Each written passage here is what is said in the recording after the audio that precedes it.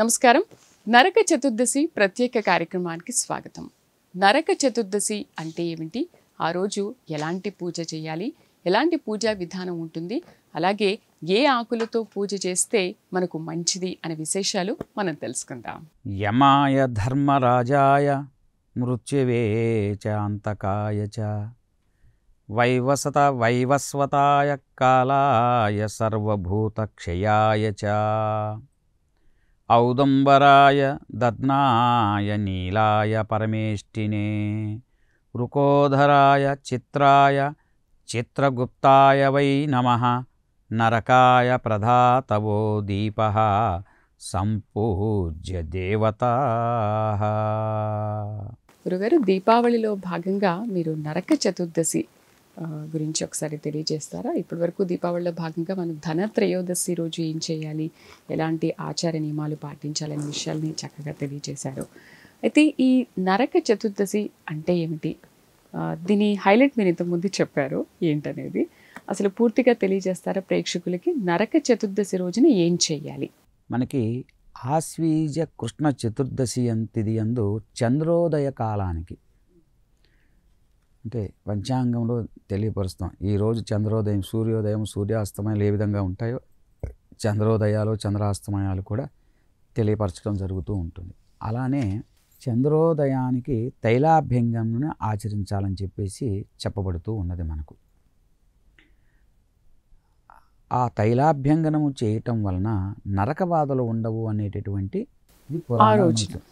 చేసినట్లయితే, ఆ రోజున తైలాభ్యంగం చేసినట్టే నరక బాధలు ఉండవు అని చెప్పేసి మనకి తెలియపరుస్తూ ఉన్నాయి గ్రంథాలు, ధర్మ ప్రవృత్తి గ్రంథాలు.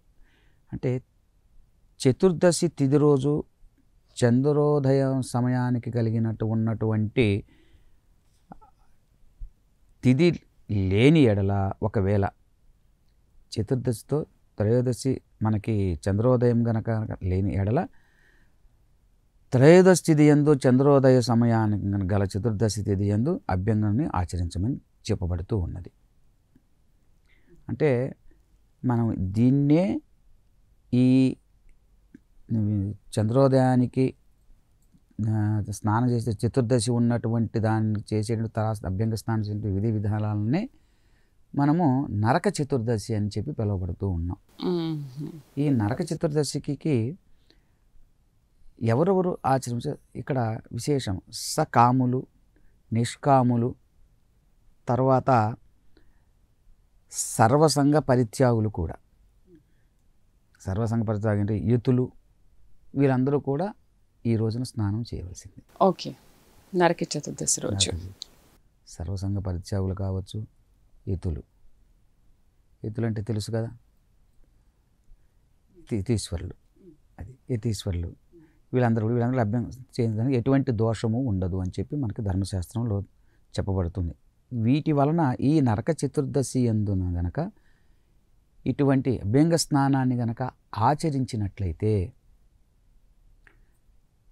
సకల నరక భయం అనేది పోతుంది, యమబాధలు అనేవి లేకుండా ఉంటాయని చెప్పేసి చెప్పబడుతూ ఉన్నది మనకి. అందుకే అపామార్గం భ్రామయిత్వాయః కుర్యాజ్జమత్త తర్పణం నరకాయ ప్రదాతవ్యో దీపం సంపూజ దేవతాః అని చెప్పబడుతూ ఉన్నది మనకి.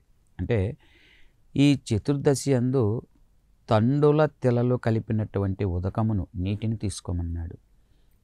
తీసుకొని ఉత్తరేణి కొమ్మను, మనకి చక్కగా దొరుకుతుంది ఉత్తరేణి, దాన్ని 3 మార్లు తిప్పి యముని యొక్క 14 నామాలు ఉన్నాయి. యమునికి సంబంధించినటువంటివి మనకి 14 నామాలు ఉన్నాయి మనకి. ఆ యమునికి సంబంధించినటువంటి 14 నామాలని మనము చెప్పుకుంటూ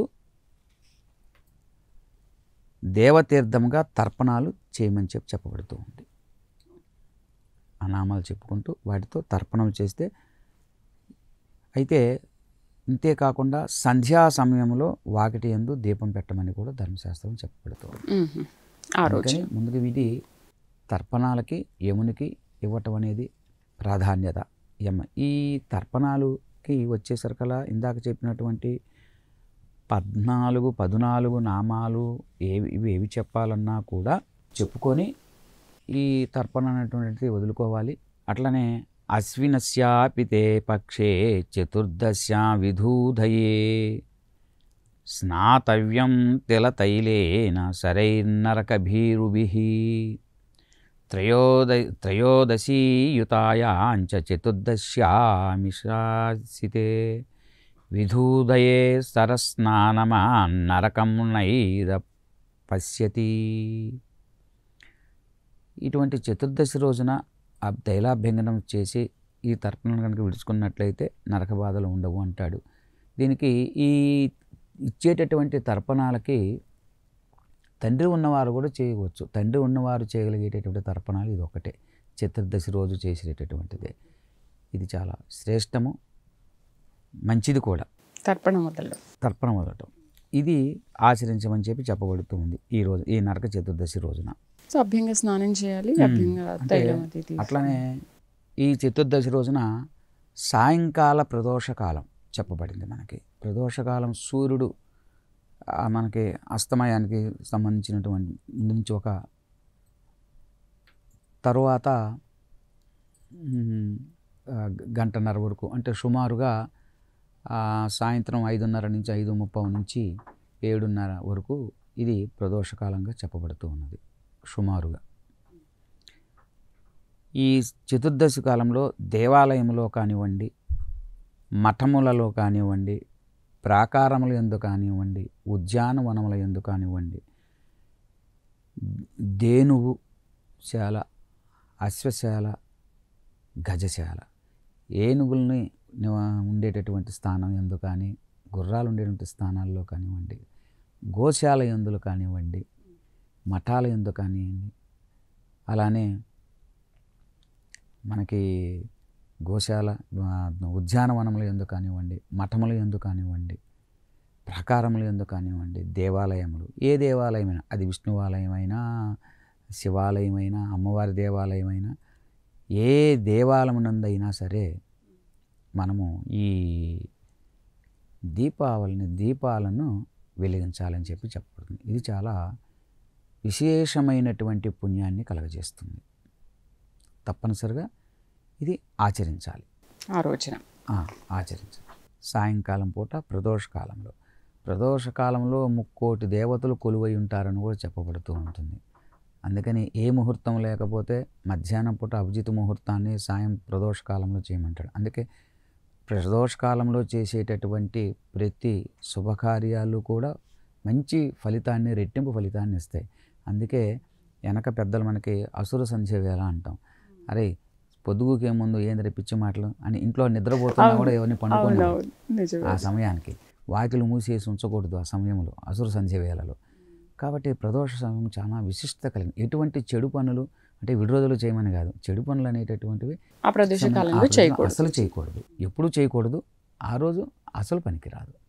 ఎవరినన్ను దూషించటం కానీ, తిట్టడం కానీ, మాట లేదని పిల్లల్ని ఒక మాట అంటం కానీ, ఇటువంటివి కూడా సంధ్యా సమయాలు అనేటటువంటి సమయాలలో, అవి సంధ్యా సమయాలు. అది ఒకటి అస్తమయ సమయం కావచ్చు, ఒకటి ఉదయ సంధ్య, ప్రాతః సంధ్య, సాయం సంధ్య. ఇటువంటి సంధ్యా సమయాల్లో కూడా మనం ఎటువంటి మన నోట్లో నుంచి శుభఫలితమైనటువంటి వాక్కుల్ని మనం మాట్లాడాలి. కానీ ఏ వ్యక్తి అయినా అశుభమైనటువంటి పదజాలాలని మాట్లాడకూడదు. కాబట్టి ఆ సమయంలో ఇచ్చినటువంటి ఫలితం రెట్టింపు ఫలితం వస్తుందని కూడా చెప్పబడుతూ ఉన్నది. అట్లానే ఈ చతుర్దశి రోజున దీపావళి వెలిగించటమే కాకుండా ప్రదోషంలో కాగడాల చేత పట్టుకొని పితరులకు దారి చూపాలని చెప్పి ధర్మశాస్త్రం చెప్తూ ఉన్నది. అంటే దివిటీలు అని చెప్పి కట్టిన అంతకుముందు మీకు దివిటీలని, చాలామంది దివిటీలు. ఇవి ఎందుకంటే నరకంలో ఉన్నటువంటి పితృదేవతలకి చీకటి తొలగి వెలుగు నింపుతుంది ఇక్కడ మనం చేయటం చేత. అందువలన కాగడాలు, దివిటీలు పట్టుకొని బయట నిలబడుతూ ఉంటారు. ఇంటి వాకిలి ముందు ఉండాలని చెప్పి. చివరికి దివిటీలు పోయాయి, కాకర పువ్వొత్తులు వచ్చాయి, చిచ్చుబుడ్లు వచ్చాయి, ముందు ఇంకో వచ్చాయి.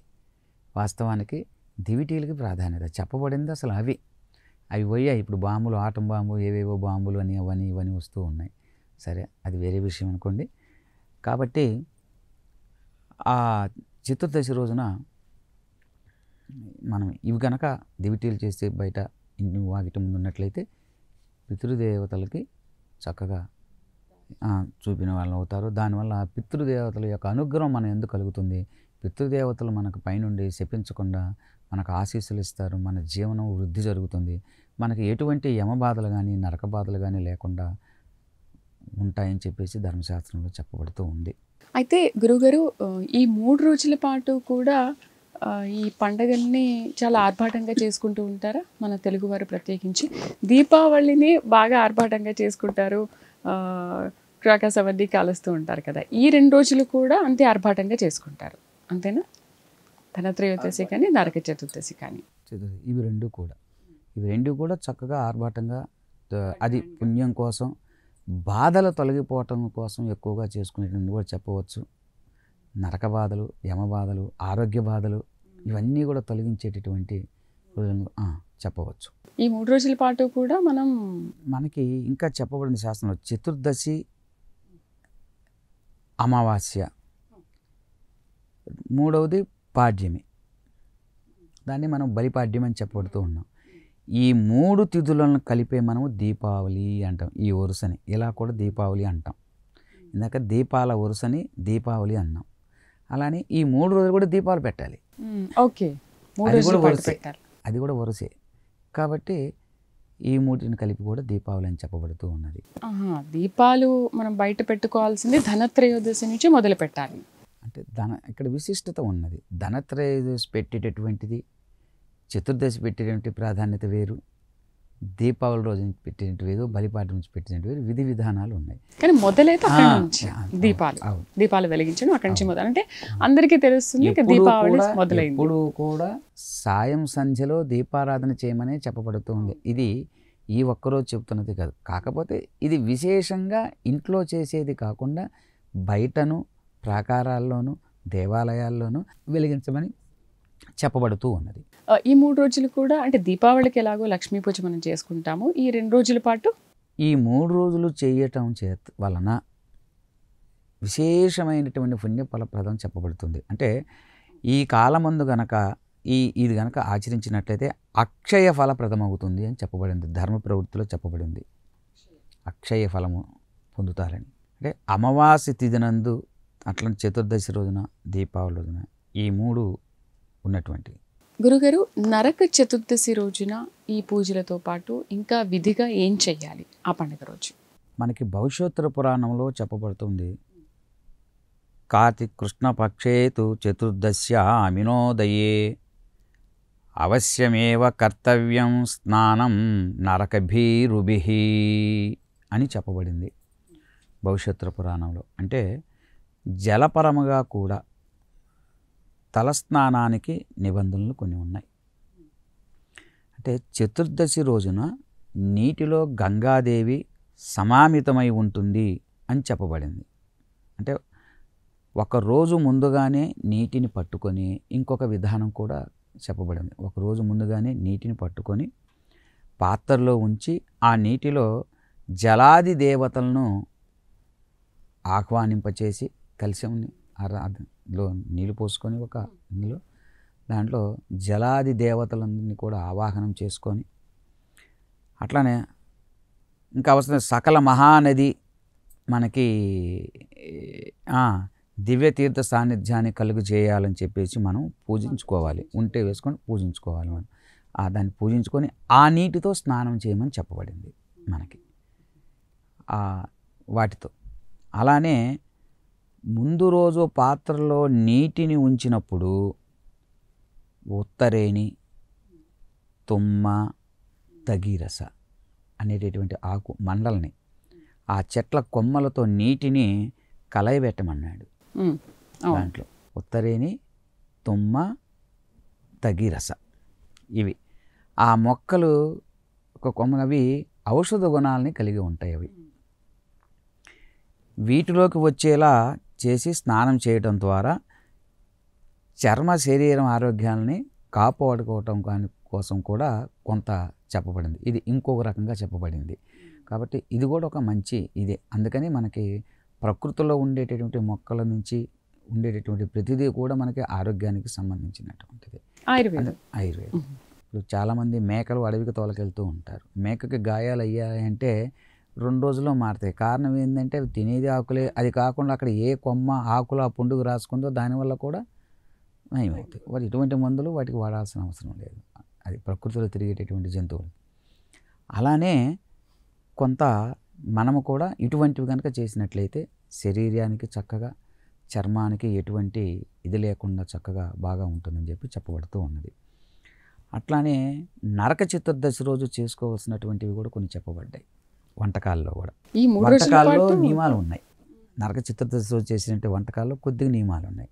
ఆ నియమాలు ఏంటంటే నువ్వులతో చేసినటువంటి వంటకాలు తప్పనిసరిగా తినాలి అని చెప్పబడుతుంది. అంటే యమునికి ఆ నువ్వులతో చేసినటువంటివే నివేదన చేయాలి. మినుములతో చేసిన పదార్థాలు, ఒక నువ్వులే కాకుండా మినుములతో చేసినటువంటివి కానీ, నువ్వులతో చేసినటువంటివి కానీ పదార్థాలను అవి అప్పాల రూపంలో కానివ్వండి, ఇంకొక రూపంలో కానివ్వండి, పిండి రూపంలో కానివ్వండి, లడ్డు రూపంలో కానివ్వండి, ఏ రూపంలో అయినా కానీ వాటిని తప్పనిసరిగా తీసుకోవాలి. అట్లానే ఇవన్నీ కూడా ఋతువులు మారినటువంటి కాలంలో శారీరక ఆరోగ్యాన్ని కాపాడటానికి పెట్టినవని కొంత తెలుస్తూ ఉన్నది వాస్తవానికి. ఇవి వెనక వీడ బలహీనంగా ఉన్నాడంటే సున్నుండలు పెడుతూ ఉండేవారు. అట్లానే ఋతువులు మారినప్పుడల్లా కొంత ప్రకృతిలో మార్పులు చేకూరినప్పుడు కొన్ని ఇబ్బందులు, వ్యాధులు చిన్న చిన్నవి వస్తూ ఉంటాయి. ఇవి తట్టుకోవటం కోసమే మనకి ఇవి కొన్ని పెట్టినట్టుగా కూడా ఇది ఒక చెప్పబడుతూ ఉన్నది. కాబట్టి నరక చతుర్దశి రోజున చక్కగా తెల్లాభ్యంగనం చేసుకుని నూనె అంటే చాలామంది కొంతమంది నుంచి కొన్ని వార్తలు వస్తూ ఉన్నాయి, తెలుస్తూ ఉన్నాయి. ఏమండి నువ్వుల నూనె శనికి కదా, నువ్వుల నూనె మేము రాసుకోవటం ఏంటండి? ఈ 3 రోజులు కూడా లక్ష్మీదేవి తైలంలో నివాసం ఉంటుంది. కాబట్టి మనము ఈ ఆ నూనెలో కనుక రాసుకొని కనుక స్నానం చేసినట్లయితే సకల దోషాలు పోతాయి, బద్ధకం పోతుంది, చురుకుతనం వస్తుంది, చైతన్యం కలుగుతుంది, వృద్ధి చెందుతాము, బాధలు పోతాయి, టెన్షన్స్ ఉండవు, అన్ని రకాలుగా శుభప్రదంగా కలుగుతుందని చెప్పి చెప్పబడుతూ ఉన్నది. ధన్యవాదాలు గురువుగారు. అసలు నరక చతుర్దశి రోజు ఇన్ని నియమాలు ఉంటాయా, ఇవి తినాలా అనే విషయాలు కొంతమందికి తెలిసినా కొంతమందికి తెలియకపోయినా చాలా చక్కగా వివరించారు. ఇది ఇవాల్టి నరక చతుర్దశి ప్రత్యేక కార్యక్రమం. రేపటి ఎపిసోడ్లో మళ్ళీ కలుద్దాం. నమస్కారం.